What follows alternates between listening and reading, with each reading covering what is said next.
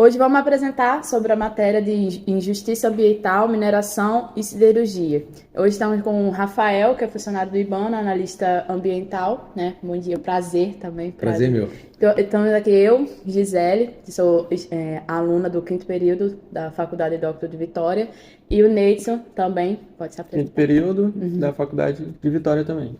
Hoje vamos fazer umas perguntas sobre a nossa matéria, sobre o que vamos apresentar. E eu vou iniciar já com uma pergunta que é para o Rafael. O que é mineração e siderurgia? Mineração é o ato de retirar o minério do solo. E a siderurgia é transformar esse mineral que foi retirado do solo em algum produto, por exemplo, uma lâmina de aço, né?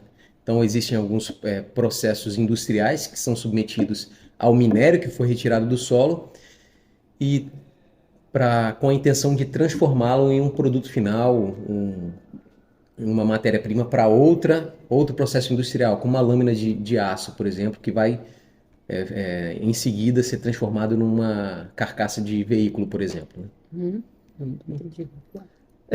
A gente quer saber também quais são os principais problemas ambientais causados pela mineração.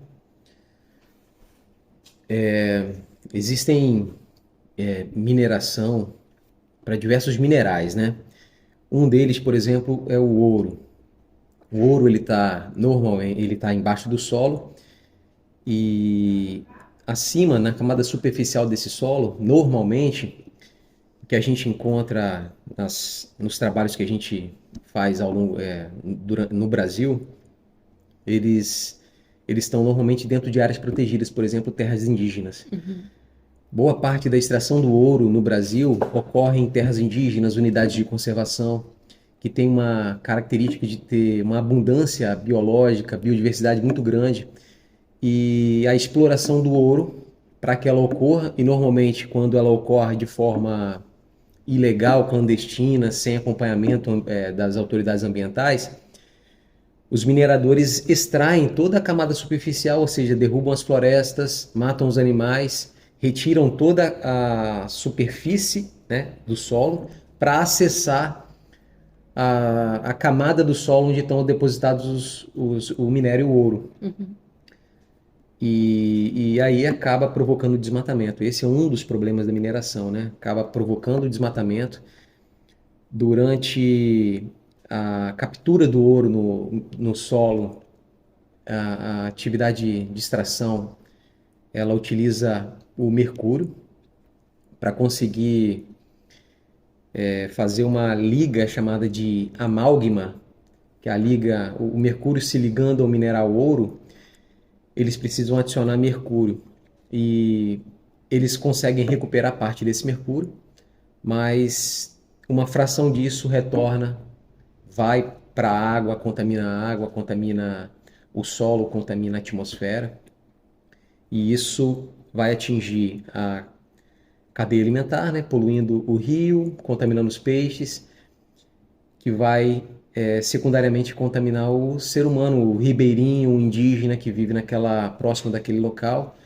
Toda comunidade que sobrevive a jusante do rio, utiliza aquele rio ali para sua subsistência, vai indiretamente ser contaminado também. E aí provoca várias doenças neurológicas, baixa imunidade, deixa as comunidades ribeirinhas suscetíveis a outras doenças. Em um caso concreto que está acontecendo no nosso país hoje, é a contaminação dos rios por mercúrio lá na terra indígena Yanomami.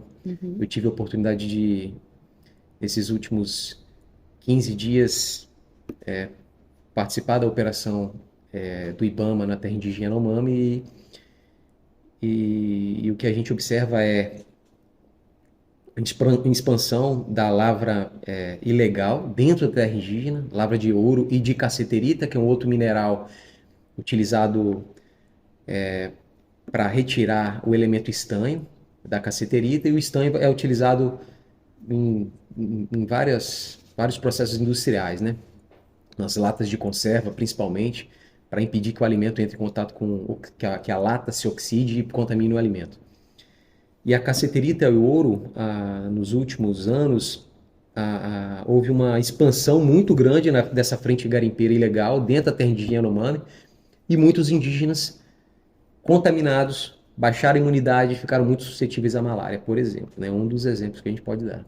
Uhum. Com esse todo desmatamento tem vários efeitos colaterais. Aí você pode falar como a mineração afeta o ar? Vou dar uma breve explicação. Podemos dar dois exemplos aqui. Uma, a retirada da vegetação para acessar o minério acaba influenciando no regime hídrico, né? As árvores são responsáveis por retirar água do solo, do subsolo e, através da evapotranspiração, jogar umidade no ar. E essa umidade é que ela é responsável pelos regimes de chuva em todo o país. São chamados os rios voadores, porque a quantidade de umidade na atmosfera que foi injetada, digamos assim, pelas árvores da floresta amazônica é muito grande, responsável por reabastecer os reservatórios hídricos de todos os estados do Brasil. E retirando a vegetação, e aí se fala em um quantitativo muito grande, né, numa área muito extensa, todos os anos que vão sendo retirados, o regime hídrico vai sendo afetado e provocando alterações no clima em todo o país. Escassez de água em períodos cruciais para o abastecimento hídrico e enchentes em períodos que nunca tivemos enchentes recorrentes, né? Outro fator aqui, por exemplo, que a gente pode citar são as empresas que trabalham com a mineração e siderurgia aqui no nosso município, Vitória e Serra, que durante o processo de transporte e logística do carreamento do minério, boa parte dele é dispersado na atmosfera e provocando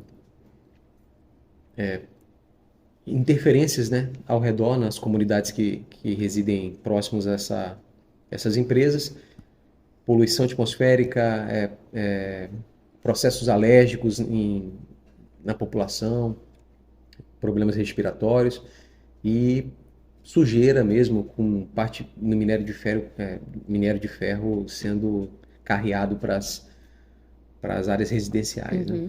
São um dos exemplos que a gente pode citar. Assim, o que você pode falar sobre a injustiça ambiental no Brasil atualmente? Injustiça ambiental a gente poderia definir como todos os malefícios que essas atividades podem causar, né? E aí a gente, né, já citamos aqui, mas vamos recapitular. Uma das injustiças ambientais é que as comunidades ribeirinhas são prejudicadas com a sua saúde dos filhos, dos descendentes, por conta da ganância de alguns. A ganância de alguns em fazer uma atividade sem critério, em locais proibidos, sem autorização dos órgãos ambientais, elas acabam provocando doenças em pessoas que não têm nada a ver com aquilo, né? Pessoas inocentes que simplesmente utilizam o rio, a jusante desses empreendimentos, para se alimentar como fonte de alimento, como fonte de subsistência. Também podemos citar alguns problemas trabalhistas, né? Por conta de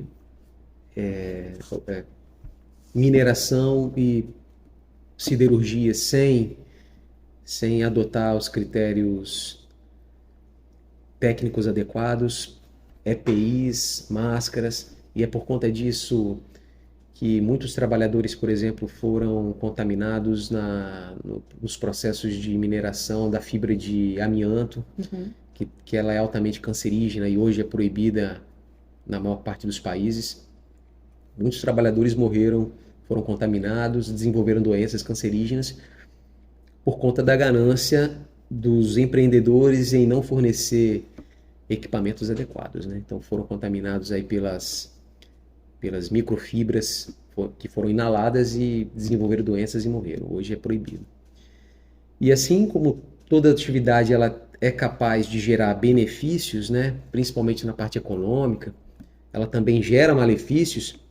Esses malefícios é que eu estou tratando aqui com as injustiças ambientais, né? E cabe aos órgãos as autoridades públicas, Ministério Público, Ministério do Trabalho, Emprego, Procuradoria do Trabalho, os órgãos ambientais que fazem os processos de licenciamento ambiental, incorporarem todas as ferramentas possíveis para que façam com que essas atividades reduzam o máximo possível as injustiças ambientais, os danos, os efeitos colaterais, e diminuindo ao máximo isso e permitindo com que os empregos sejam gerados e a população venha se beneficiar efetivamente do empreendimento e ao máximo possível sem ficar submetida a esses efeitos colaterais, efeitos danosos, né? Além dos benefícios que você acabou de falar, da economia, a mineração traz outros benefícios para o Brasil? Indiretamente traz, porque hoje, né, a gente vive num mundo cada vez mais tecnológico, né? E para fabricação, do processo de fabricação de todas essas tecnologias, nós precisamos de elementos químicos que estão no solo. Inclusive, o ouro é um dos elementos químicos que são necessários no processo de fabricação dos chips, de todos os celulares, né? E outros elementos mais raros ainda também são essenciais na fabricação dessas tecnologias. Então, entendo que a mineração é um processo indispensável para a civilização continuar evoluindo. E além, então, desses benefícios econômicos, né, geração de emprego,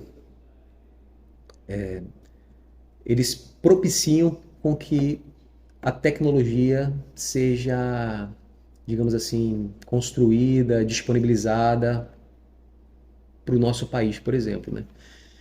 Mas basta que isso seja feito de forma racional, que os órgãos e as autoridades públicas estejam Em constância vigilância. presentes em nisso, né? constante vigilância, perfeito. Sim, entendi.